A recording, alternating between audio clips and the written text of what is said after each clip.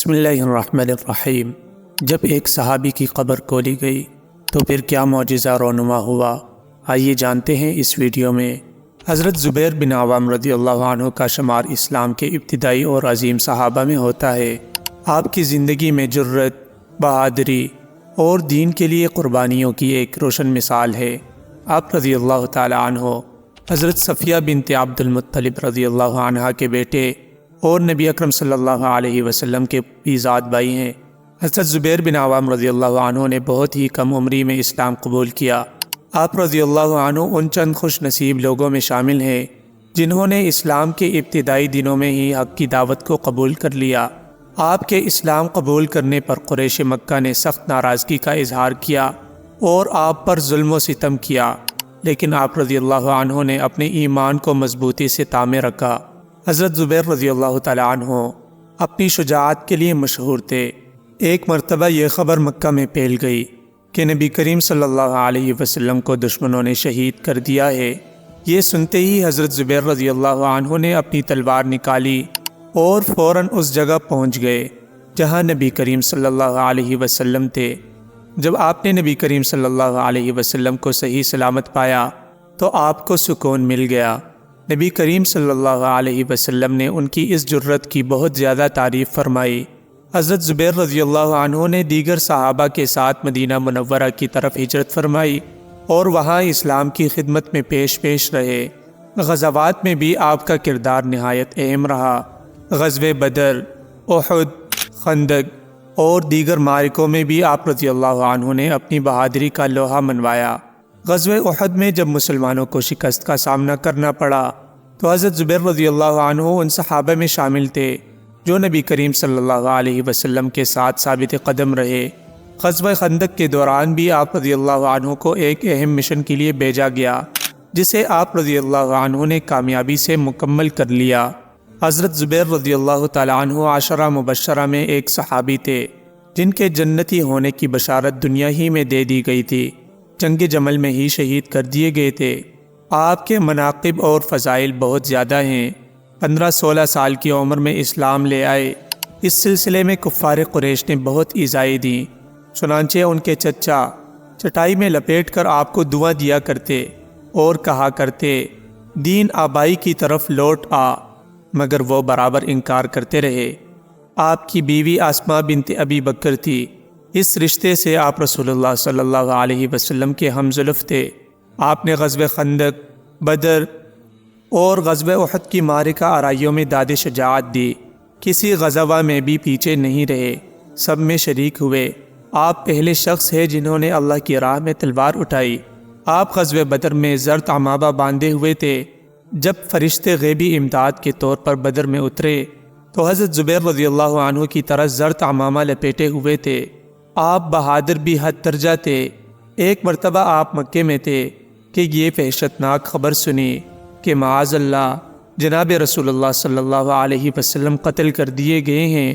سنتے ہی بے تاب ہو گئے۔ ہاتھ میں ننگی تلوار لیے ننگے بدن آپ کو تلاش کرنے کے لیے نکلے۔ اتفاقاً حضور صلی اللہ علیہ وسلم سے ملاقات ہو گئی۔ اس عجیب و غریب حالت کو دیکھ کر حضرت نے فرمایا کہ زبیر کیا ہوا؟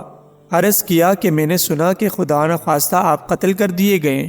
آپ صلی اللہ علیہ وسلم نے پوچھا تب تم کیا کرنے والے تھے؟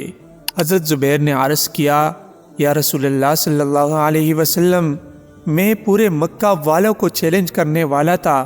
یہ سن کر حضور نے دعا دی۔ آپ بہت صاحب ثروت اور مالدار تھے۔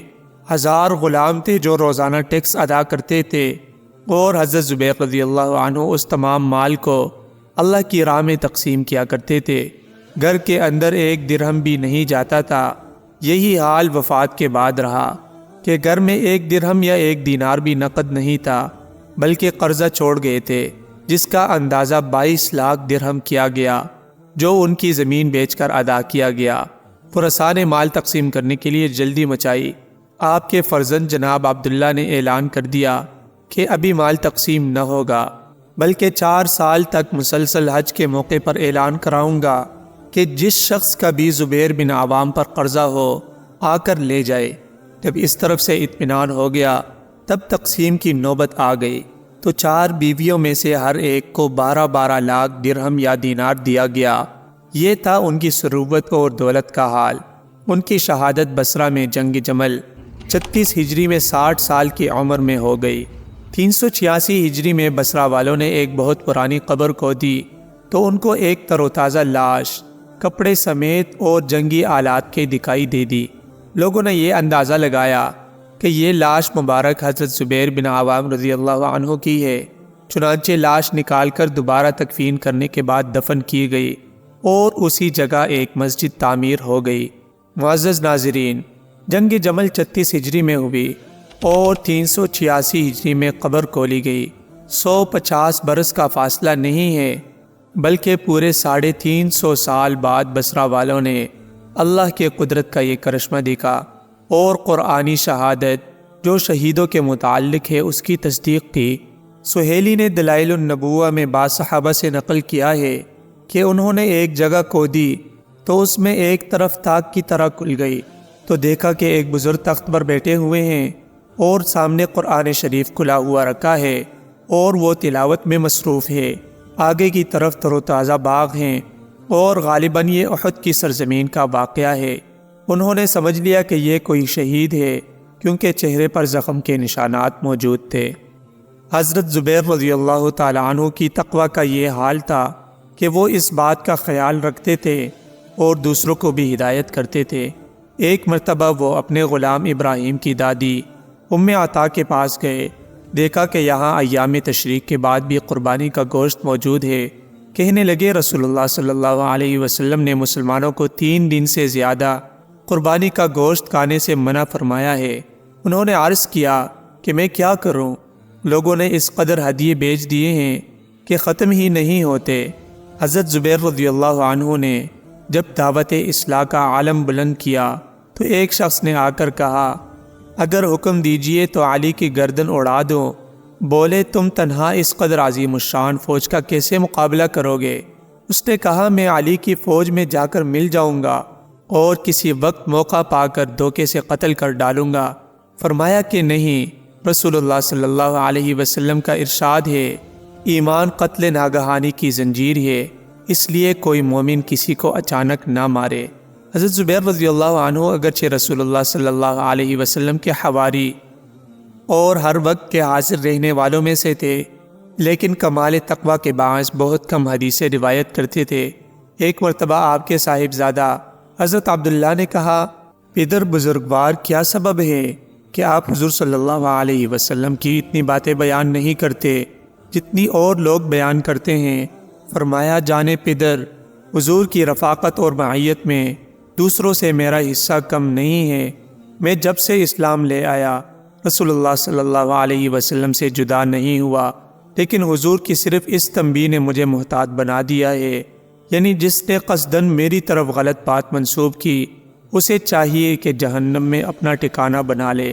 مساوات اسلامی کا اس قدر خیال تھا کہ 2 مسلمان لاشوں میں بھی کسی تفریق یا امتیاز کو جائز نہیں سمجھتے تھے۔ جنگ احد میں آپ کے ماموں حضرت حمزہ شہید ہوئے تو حضرت صفیہ نے بائی کی تجہیز اور تکفین کے لیے 2 کپڑے لا کر دیے، لیکن ماموں کے پہلو میں ایک انصاری کی لاش بھی بے کور و کفن پڑی تھی۔ دل نے گوارا نہ کیا کہ ایک کے لیے 2 کپڑے ہوں اور دوسرا بے کفن رہے۔ غرض تقسیم کرنے کے لیے دونوں ٹکڑوں کو ناپا، اتفاق سے چھوٹا بڑا نکلا، قرہ ڈال کر تقسیم کیا کہ اس میں بھی کسی طرح کی ترجیح نہ پائی جائے۔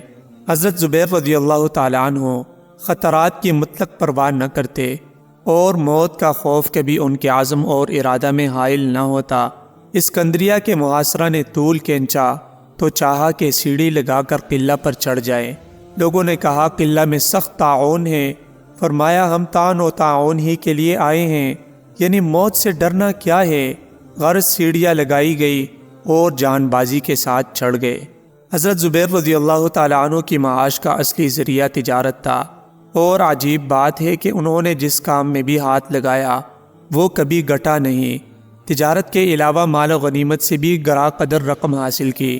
حضرت زبیر رضی اللہ عنہ کے تمول کا صرف اس سے اندازہ ہو سکتا ہے کہ ان کے تمام مال کا تخمینہ 5 کروڑ 2 لاکھ درہم یا دینار کیا گیا تھا، لیکن یہ سب نقد نہیں بلکہ جائیداد اور غیر منقولہ کی صورت میں تھا۔